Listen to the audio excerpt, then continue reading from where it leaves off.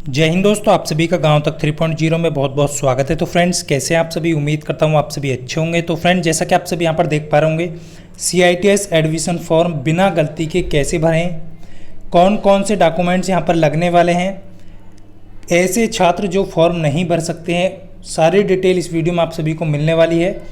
आज का ये वीडियो बहुत ही इंपॉर्टेंट होने वाला है, क्योंकि फ्रेंड्स आप सभी जो है फॉर्म भरते समय कौन कौन सी गलती करते हैं जिससे कि आपको पूरी साल जो है पछतावा करना पड़ता है।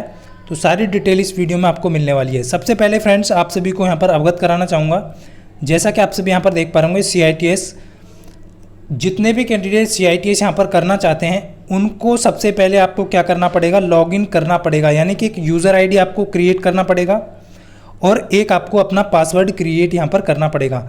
ध्यान रखना फ्रेंड्स, यूज़र ID और पासवर्ड जो है वो आपको काउंसलिंग के लास्ट तक जो है आपको यहाँ पर ध्यान रखना है। जब तक आपका एडमिशन नहीं हो जाता है तब तक ये आपको याद रखना है। बहुत सारे कैंडिडेट क्या करते हैं, यदि आप ईमेल और अपना मोबाइल नंबर यूज आपको स्वयं का करना है, अपने पिता का करना है, अपने भाई बहन का करना है, इस चीज़ का विशेष ध्यान रखें। और यूज़र ID पासवर्ड आप क्या करते हैं कि आप साइबर कैफ़ वाले से जा करके CSC सेंटर वाले से बनवा लेते हैं, फिर भूल जाते हैं, तो काउंसलिंग के समय पे जो आपको बहुत दिक्कत होती है। तो इस चीज़ का विशेष ध्यान रखें। यूज़र ID पासवर्ड जो आप कैसे बनाना है वो सारी डिटेल मैं आप सभी को वीडियो में बता दूंगा। फॉर्म भरने से पहले एक बार कांटेक्ट जरूर कर लें। जिनसे फॉर्म नहीं भरा जाता है वो कांटेक्ट कर सकते हैं। कौन कौन सी गलतियां उनसे आपको यहाँ पर बचना है। तो एक पासवर्ड क्रिएट करेंगे, उसके बाद कैप्चा डालेंगे, लॉगिन करेंगे। लॉगिन करने के बाद फ्रेंड्स आपका जो है न्यू पेज आपके सामने हो जाएगा, पर्सनल डिटेल, जिससे कि आप सभी में से बहुत सारे छात्र छात्राओं के कमेंट्स आ रहे थे कि सर फॉर्म जो है वो कैसे भरना है बिना गलती के, आप पहले से बता दीजिए। तो यहाँ पर पूरा डिटेल मैं आपको बता रहा हूँ, कोई भी गलती आपको फॉर्म में नहीं करनी है। सबसे पहले आपको पर्सनल डिटेल डालना पड़ेगा, जिसमें आपका नाम होगा, उसके बाद आपका ईमेल होगा, उसके बाद आपका मोबाइल नंबर होगा यहाँ पर, उसके बाद आपका आधार नंबर होगा। ध्यान रखना, जितनों पर आपका रेड स्टार दिया है वो अनिवार्य है। पिता का नाम आपको डालना होगा और माता का नाम भी यहाँ पर आपको डालना होगा। ध्यान रहे फ्रेंड्स, ये जो इम्पोर्टेंट पर्सनल जो डिटेल है ये आपको स्वयं को देखना है कि आपका नाम, आपके पिता का नाम, आपकी डेट ऑफ बर्थ, आपकी माता का नाम, ये 5 जो है बहुत ही इंपॉर्टेंट हो जाते हैं। क्योंकि बहुत सारे कैंडिडेट गलती करते हैं तो फिर बाद में उनको जो है गलती यहाँ पर जो है बहुत सारी जो है समस्याओं का सामना करना पड़ता है। तो यहाँ पर जो है हो गया, डेट ऑफ बर्थ आपको डालना है, मेल फीमेल यहाँ पर जेंडर आपको डालना है। उसके बाद आप कैटेगरी, देखिए बहुत सारे छात्र परेशान रहते हैं कि सर कैटेगरी जो है जिस भी कैंडिडेट की EWS की है, SC ST है, OBC है, वो अपनी कैटेगरी डालेंगे। और EWS की बात करें तो फ्रेंड्स यहाँ पर जनरल कैटेगरी के लिए एक EWS, जैसा कि आप सभी को पता है गवर्नमेंट ने 10% आरक्षण दिया था, उसमें जो EWS कैटेगरी में आते हैं उनके लिए EWS सिलेक्ट करेंगे आप सभी यहाँ पर। वही कैंडिडेट यहाँ पर सिलेक्ट करेंगे जिनका वित्तीय वर्ष 2024 का, यानी 1 अप्रैल 2024 के बाद का सर्टिफिकेट बना हुआ है EWS का, वही कैंडिडेट यहाँ पर अप्लाई करेंगे। उससे पहले का बना है तो वो मान्य नहीं होगा। तो इस चीज़ का यहाँ पर विशेष ध्यान रखें, यानी कि 1 अप्रैल 2024 के बाद का बना होना अनिवार्य है। क्लियर है? उसके बाद यहाँ पर आपका जो है यहाँ पर आपको डालना है कि मैट्रियल स्टेटस, यानी कि आप विवाहित हैं, अविवाहित हैं, तो अनमैरिड, मैरिड, जो भी आप वो यहाँ पर आपको सिलेक्ट करना है। शारीरिक रूप से दिव्यांग हैं, आपको नो और यस यहाँ पर करना है। यदि आप फिजिकल हैंडीकैप हैं तो आप यस करेंगे, वरना अन्यथा नो कर देंगे। एक्स सर्विसमैन हैं तो नो करें, यस करेंगे, अन्यथा नो कर देंगे। उसके बाद फ्रेंड्स इस चीज़ का विशेष ध्यान रखें, आप सभी में से बहुत सारे छात्र कहते हैं कि सर ITI की बात करें या डिप्लोमा की बात करें। देखिए यहाँ पर जितने भी कैंडिडेट का डिग्री या डिप्लोमा है तो वो डिग्री डिप्लोमा को यस करेंगे। ITI जिनके पास नहीं है वो ITI यहाँ पर जो है नो कर देंगे। इस चीज़ का विशेष ध्यान रखेंगे। और जिनके पास डिप्लोमा नहीं है और डिग्री नहीं है, ITI है, वो यहाँ पर यस करेंगे और यहाँ पर बाकी जो है नो कर देंगे। इस चीज़ का विशेष ध्यान रखना है, आप किस बेस से जो है आपका CITS करना चाहते हैं, आपकी जो क्वालिफिकेशन है किस क्वालिफिकेशन के बाद आप करना चाह रहे हैं, इस चीज़ का विशेष ध्यान रखें। यदि आप ITI से करेंगे तो आपका अनुदेशक बनने के लिए 3 साल का एक्सपीरियंस CTI के बाद मांगा जाता है, यानी कि आपके पास एक्सपीरियंस हो, आपके ITI के बाद का कभी भी एक्सपीरियंस हो, इस चीज़ का ध्यान रखना है। तो इस चीज़ का यहाँ पर विशेष ध्यान देंगे।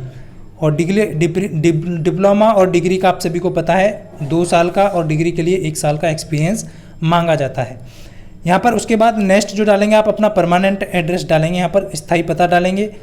यदि परमानेंट एड्रेस में आप सभी को ध्यान रखना है स्टेट डालना है और स्थायी शहर डालना है आपको। ये तो मैंने आपको परफॉर्म यहाँ पर जो आप देख पा रहे जो डिटेल जो डाल रखे हैं वो केवल आपको दिखाने के लिए डाली गई है। ये आप जो है गलती नहीं करेंगे। परमानेंट मोबाइल नंबर अपना डालना है, डिस्ट्रिक्ट डालना है अपना, और परमानेंट पिन यानी पिन कोड आपको यहाँ पर डालना है। उसके बाद जितने भी कैंडिडेट का सेम एड्रेस है, परमानेंट और क्रॉसपॉन्ड जो एड्रेस होता है वो आपका सेम है, तो आप यहाँ पर टिक कर देंगे तो ऑटोमेटिकली फिल हो जाएगा। यदि अलग है तो आप अलग यहाँ पर फिल कर देंगे। इस चीज़ का यहाँ पर विशेष ध्यान रखेंगे। इस तरीके से आप देख पा रहे होंगे यहाँ पर बाकी जो है भर गया, वही एड्रेस डालना है। उसके बाद इसको आपको यहाँ पर सबमिट कर देना है। जैसे ही आप सबमिट करेंगे फ्रेंड्स, यहाँ पर सबमिट करते ही आपका जो है नेक्स्ट क्वालिफिकेशन का डिटेल यहाँ पर आपसे मांगेगा। यहाँ पर आपका नाम शो करेगा, इस चीज़ का विशेष ध्यान रखना है। और क्वालिफिकेशन है आपकी, उसमें आपसे जो मांगा जा रहा है वो एकेडमिक क्वालिफिकेशन। यहाँ पर ध्यान रखना है एकेडमिक क्वालिफिकेशन यहाँ पर वो डालनी है आपको जिसके बाद आपने ITI किया है, डिप्लोमा किया है, यानी जिसमें आपका डेट ऑफ बर्थ मौजूद है। तो यहाँ पर आपको 10th डालना है। जितने भी कैंडिडेट हैं अक्सर सभी के पास जो है 10th जो है आपका रहता है, तो आपको 10th क्लास यहाँ पर सिलेक्ट कर लेना है। उसके बाद किस बोर्ड से किया है वो सिलेक्ट करना है, कब पास किया है वो सिलेक्ट करना है, सन आपको। उसके बाद आपका प्रमुख विषय कौन कौन सा रहा है वो यहाँ पर डाल देना है। उसके बाद आपका कुल परसेंटेज कितना रहा है वो डाल देना है। कैटेगरी यहाँ पर श्रेणी, ग्रेड, क्लास कौन सी रही है वो आपको यहाँ पर सिलेक्ट कर देना है। उसके बाद फ्रेंड्स यहाँ पर आपसे भी देख पा रहे होंगे टेक्निकल क्वालिफिकेशन। यहाँ पर मेन इंपॉर्टेंट है आपकी टेक्निकल क्वालिफिकेशन और एकेडमिक क्वालिफिकेशन जो आपने डाल दी है। अब टेक्निकल क्वालिफिकेशन में आपकी योग्यता क्या है। यदि आपने परीक्षा ITI पास की है तो आप यहाँ पर ITI डालेंगे, डिप्लोमा है तो डिप्लोमा डालेंगे, और डिग्री है तो डिग्री डालेंगे टेक्निकल क्वालिफिकेशन में। उसके बाद आपका बोर्ड डालेंगे इसका, उसके बाद पासिंग ईयर कब पास किया है आपने, उसके बाद आपका सर्टिफिकेट नंबर। अब बहुत सारे छात्र छात्राओं के यहाँ पर कमेंट आ रहे थे कि सर अपीयरिंग वालों के लिए क्या हुआ, तो आप सभी को पता है मैंने ग्रुप में एक मैसेज डाला था। अब हमें क्या करना है वो हम अपना काम कर चुके हैं। आप सभी ने मेल भेज दिया होगा, उम्मीद करता हूँ हज़ारों मतलब मान सकते हैं आप 900 कैंडिडेट जुड़े हैं तो 250-300 कैंडिडेट ने लगभग यहाँ पर मेल जो है वो भेज दिया होगा। अब देखिए अब डिसीजन जो लेंगे वो DGT डिसीजन लेगा कि आपको मौका दिया जाएगा नहीं दिया जाएगा, केवल आपको अपना कर्तव्य करना है। क्लियर आप सभी का। सर्टिफिकेट नंबर यहाँ पर आपको डालना है, और हो सकता है आपको अपीयरिंग में अलाउ कर दें तो बहुत अच्छा रहेगा, बट अपना जो है अपना काम आप जो है ज़रूर करिए। जो मैंने ईमेल दिया है वो मेल आप भी जो है सेंड जरूर कर दीजिएगा टाइम से पहले।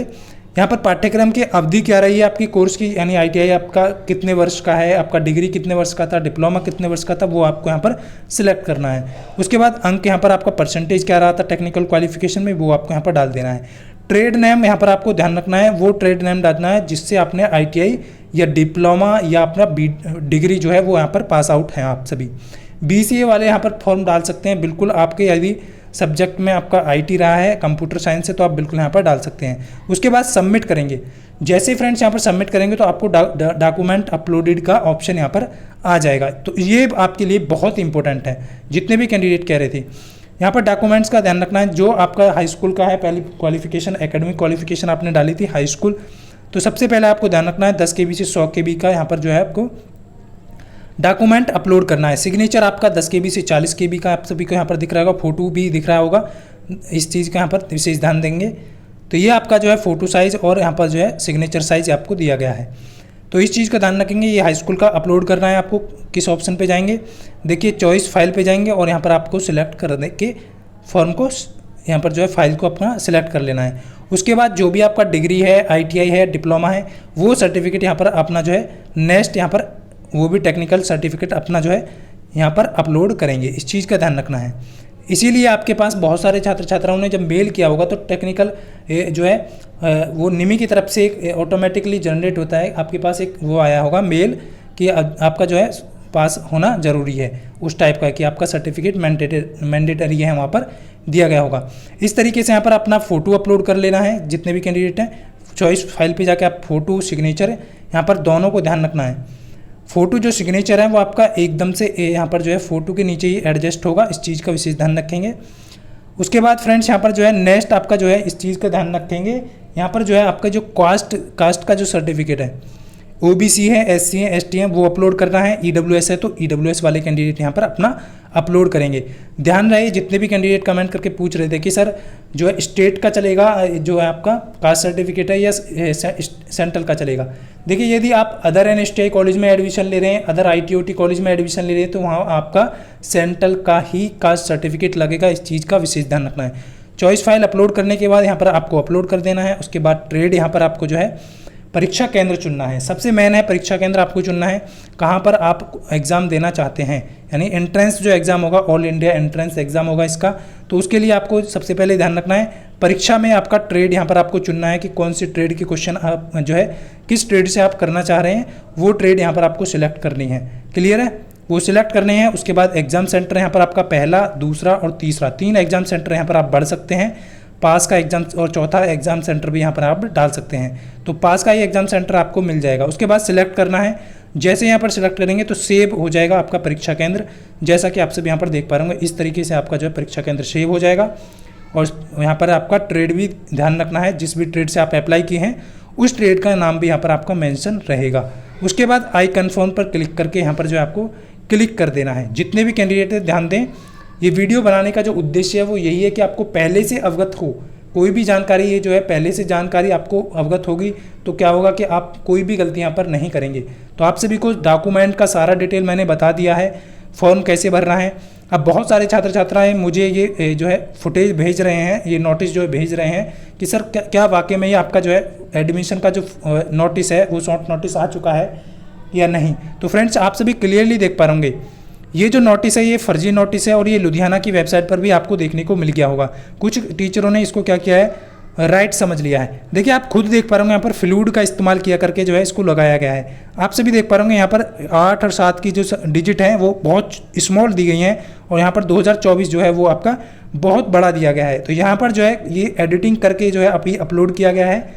ऑफिशियल जो है अभी DGT या निमी की तरफ से यहाँ पर कोई भी शॉर्ट नोटिस जारी नहीं किया गया है, बट आपको अवगत कराना चाहूँगा उनकी तरफ से जो बोला गया है वो यही बोला गया है कि जून के फर्स्ट वीक तक आपका फॉर्म जो है वो आ सकता है।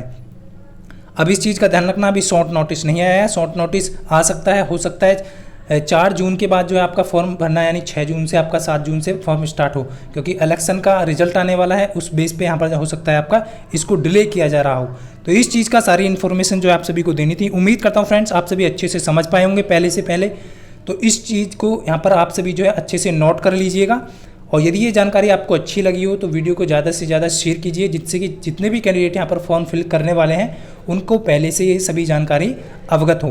तो फ्रेंड्स मिलता हूँ नेक्स्ट वीडियो में, तब तक के लिए सभी को जय हिंद, वंदे मातरम।